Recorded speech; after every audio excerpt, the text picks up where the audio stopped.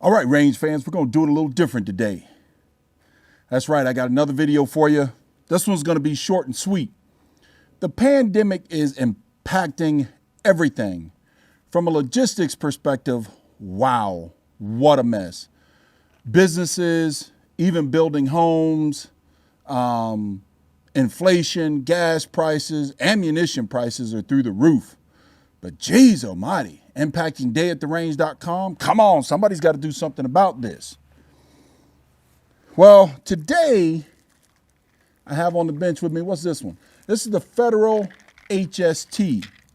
The Federal HST is my carry ammunition. I've tested it in clear ballistics gelatin, a 16-inch block that I have here. I've tested it in this gelatin before, and I like the results. I got about 14 inches of penetration with, I mean, extreme opening on the hollow point for those that are familiar with the Federal HST Micro.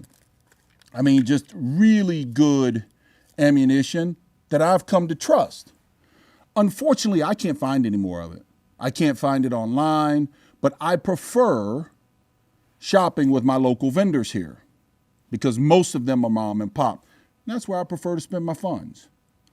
Anyways, I can't find any, but I went into one of my local shops and they had quite a bit of, which I was surprised by it. They had quite a bit of this, where is it? Right there, we'll put that right there. We'll put that up here. They had quite a bit of the Speer Gold Dot, 135 grain hollow point. We all know the flying ashtray, right? And they've done something wonderful with that 38 plus P there. But then this Federal stuff, Federal Punch, is fairly new to the market. And this is a 38 plus P 120 grain hollow point. It's kind of odd to me. For those that visit dayattherange.com know I am fascinated with the Kimber K6s revolver line. And I have a 3-inch here with me today. The reason I have the 3-inch here with me today is because that's what I carry during the wintertime. I want a little bit more velocity out of whichever one of these ammunitions I happen to have.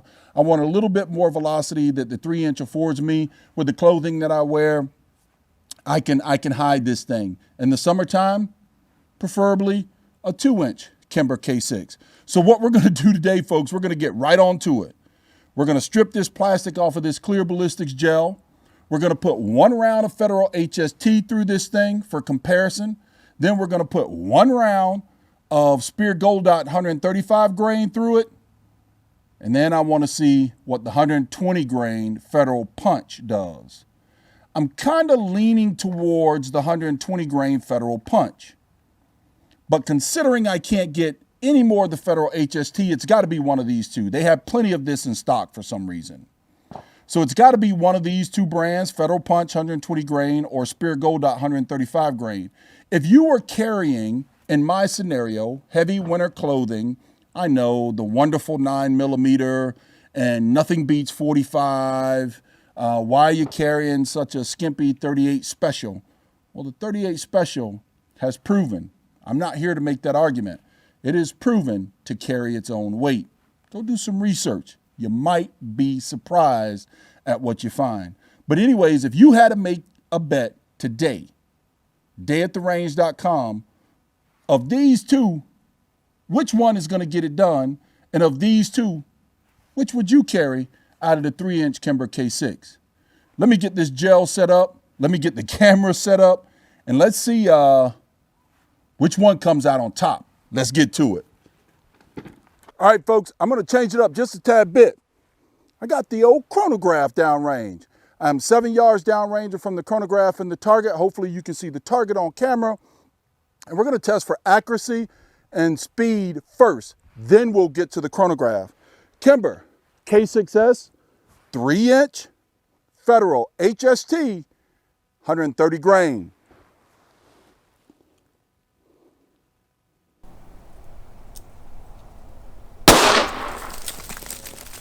881.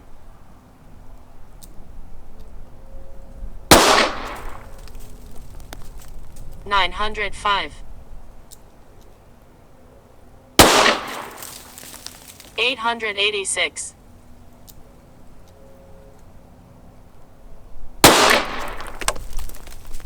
867. 864.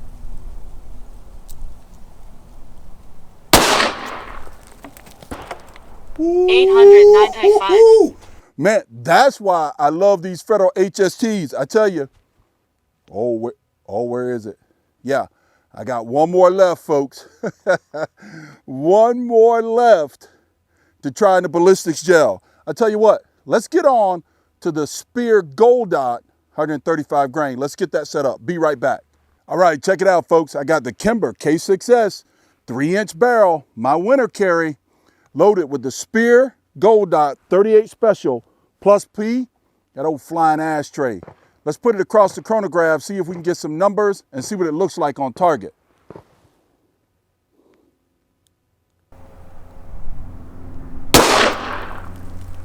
$896. 929. 947. 896. 946.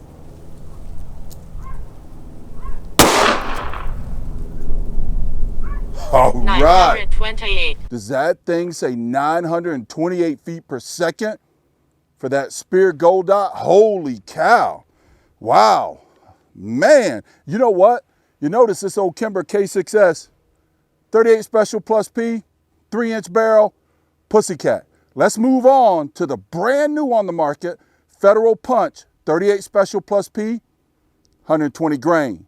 Let's get that set up. All right, folks, we got this Federal Punch, 120 grain, 38 Plus P, and this 3-inch Kimber K6. I have no idea what it's gonna do downrange, on target, or across the chronograph, but we're gonna check it out and see. You know what? I don't even know if I started the camera downrange. That's the most important thing for you guys. Let me see. Be right back.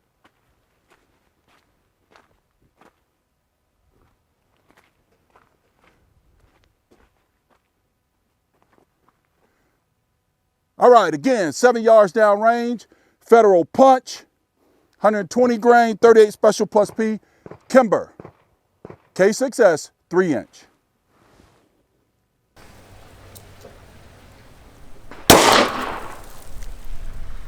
$981. 1019. Seems to be shooting a little low for me.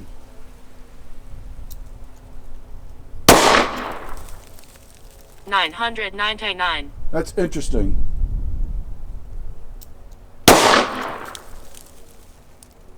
$995.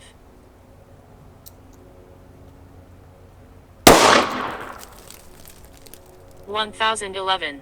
And round 6. 989. Yeah, not as consistent as I like either, but shooting a little low for me, which is really interesting. I'm taking a center aim, point of aim with the old Kimber K6s, and it shot low for 120 grain. Can anybody explain that to me down in the comments below? Why 120 grain would shoot a little bit low compared to the 130 grain and 135 grain Speer Gold Dot that I just shot? I don't know, but it's time to get to that clear ballistics gelatin. Let's get it. All right, folks, it's been a while since I had that old clear ballistics gelatin out. I do have the plastic up underneath the bottom to try to keep dirt and grit from the barrel into the ballistics gel when I melt it and reuse it. But here we go. First round is the Federal HST Micro, 130 grain.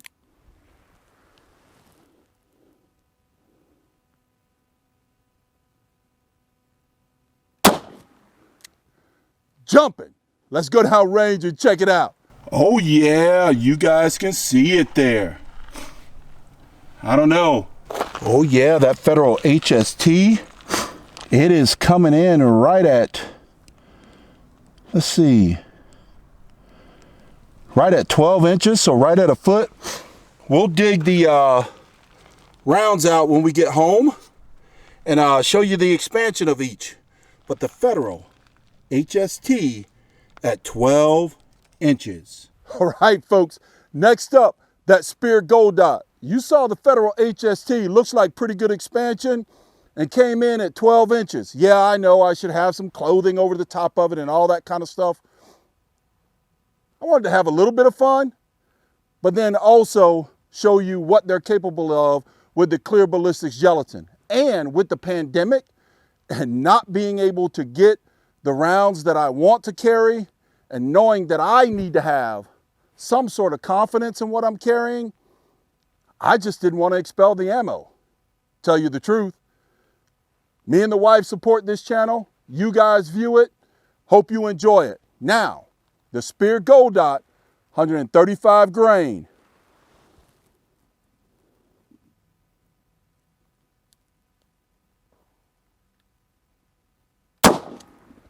Ooh, jumping. Let's go take a look. Ooh, Speer, 135 grain, right there. I would say what, about 11 and a half inches? Tail of the tape, folks, tail of the tape. Oh, Speer Gold Dot, 135 grain, 11 inches. Federal HST Micro, 12 inches. That Federal HST Micro is something hard to beat. And yes, I'm still at 7 yard, folks. Now we're going to move on to the 120 grain Federal. Well, there you saw it.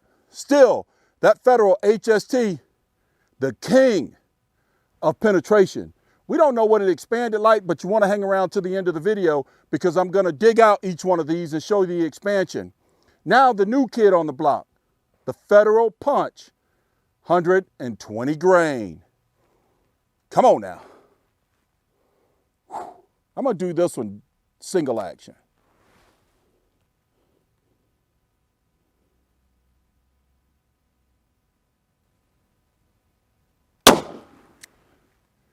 In the block, and I think captured. Let's go down and take a look. Revolver, all clear. Well, there you have it, folks. That Kimber K6s. Let's look at the tail of the tape.